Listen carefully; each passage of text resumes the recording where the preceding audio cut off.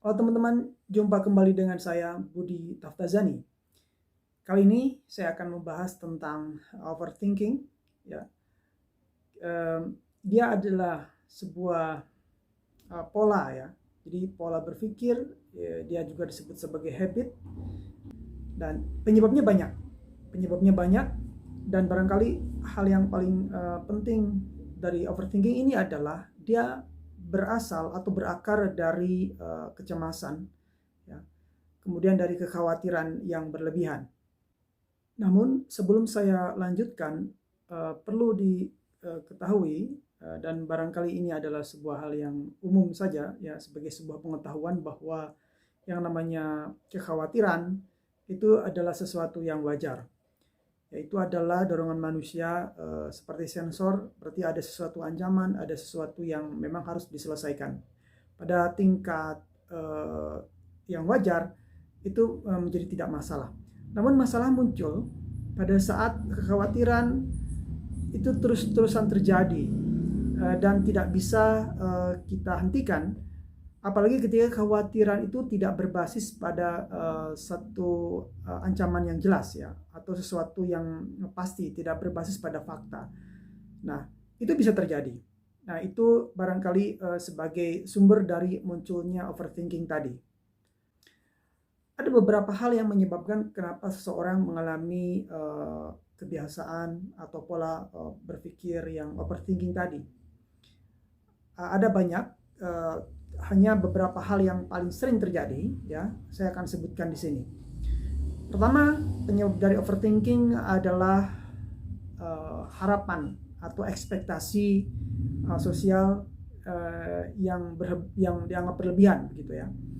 Nah, dalam dunia saat ini di mana kita selalu berhubungan dengan kompetisi, pencapaian prestasi, orang berpikir bahwa kehidupan ideal itu mesti dicapai dengan susah payah, kemudian ada tuntutan-tuntutan sosial dan lain sebagainya, maka ekspektasi sosial ini menjadi salah satu penyebab penting kenapa seseorang mengalami overthinking. Ada harapan atau keinginan di kepala kita yang ingin kita capai atau yang jadi target untuk kita capai.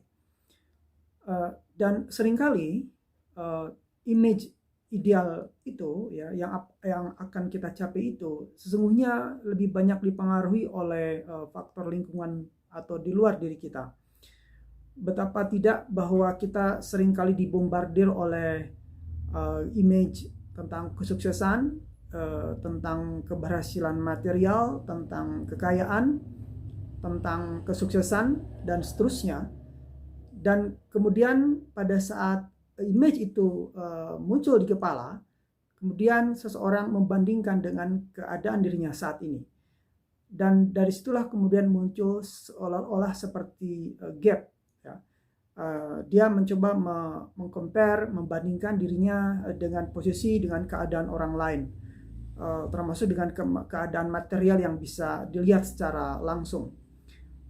Tekanan muncul dari situ bahwa bagaimana harapan dan keinginan dia itu kemudian dia coba perjuangkan dengan sekuat tenaga. Problemnya adalah ketika harapan tadi itu tidak semudah yang dia pikirkan untuk dicapai. Tekanan sosial dan harapan-harapan tadi itu kemudian menjadi mengganggu pikirannya secara terus-menerus. Problemnya adalah bahwa tadi seringkali harapan tersebut didikte dari luar. Lingkungan sosial, media elektronik, media sosial seolah menjadi ukuran yang ideal dan mendiktenya untuk mencapai apa yang dianggap ideal tadi.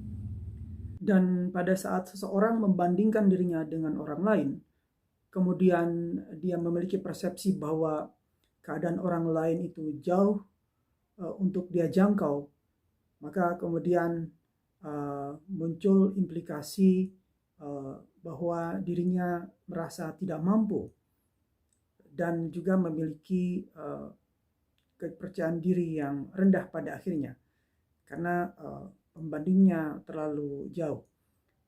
Nah, sebenarnya problem utama dari pengaruh dari tekanan sosial ini adalah berada pada kesalahan berpikirnya, yaitu dia mencoba membandingkan keadaan dirinya dengan keadaan orang lain, dan kemudian dia punya harapan bahwa keadaan orang lain tersebut bisa dia capai. Padahal sesungguhnya setiap orang punya keadaan yang berbeda-beda dan punya keadaan yang unik. Kemudian penyebab berikutnya dari overthinking adalah pada aspek relasi. Nah, ini juga sama. Pada aspek relasi sosial, ada seseorang punya idealisasi di kepalanya, punya gambaran-gambaran ideal tentang bagaimana keadaan relasi yang baik. Kemudian bahwa seseorang mendapatkan informasi banyak tentang bagaimana sebuah hubungan dibangun, maka dia pun akan mencoba menjadikan permodelan dari keadaan orang lain yang dia anggap sebagai yang memiliki relasi yang ideal. Problem muncul pada saat apa yang terjadi pada orang lain itu juga belum tentu sesuai dengan keadaan relasi dirinya dengan pasangan hidupnya misalnya. Karena bagaimanapun kehidupan relasi interpersonal seseorang dengan orang lain itu sangat unik. Gambaran-gambaran yang memborbar dari seseorang dengan bagaimana sebuah gambaran relasi yang ideal dan baik itu seringkali kemudian menjadi model atau patokan yang ingin dicapai. Bagaimana kemudian iklan, kemudian media sosial dan media elektronik lainnya menggambarkan misalnya satu pasangan yang ideal dengan berbagai pernak-pernik dan aksesoris untuk mendukung kehidupan mereka yang serba berkecukupan misalnya. Kemudian bagaimana gambaran-gambaran sebuah keluarga yang ideal dari media-media seperti itu juga menjadi patokan bagi mereka yang memang seringkali salah mempersepsikan bahwa setiap hubungan, setiap relasi dengan orang itu akan berbeda keadaannya. Dalam konteks relasi ini tentu bukan berarti kita mengabaikan masalah-masalah yang muncul di dalam relasi, tetapi yang perlu kita lakukan adalah kita tidak perlu membandingkan masalah kita dengan masalah orang lain, dan juga cara kita menyelesaikan masalah dengan cara orang lain menyelesaikan masalah. Tentu setiap orang, setiap relasi itu bersifat unik dan cara pemecahan masalahnya pun bisa jadi kemudian unik. Kita boleh belajar dari orang lain tetapi tetap berbasis pada kekuatan, potensi, dan kelemahan yang kita miliki. Dan kelemahan-kelemahan itu tentu bisa dengan sendirinya kita hilangkan, sekali lagi berdasarkan potensi yang dimiliki, yang unik dimiliki oleh setiap bentuk relasi itu. Faktor ketiga yang bisa menyebabkan seorang mengalami overthinking adalah penyebab di masa lalu, yaitu trauma. Pengalaman traumatik di masa lalu tentu ini akan membawa dampak pada kehidupan berikutnya.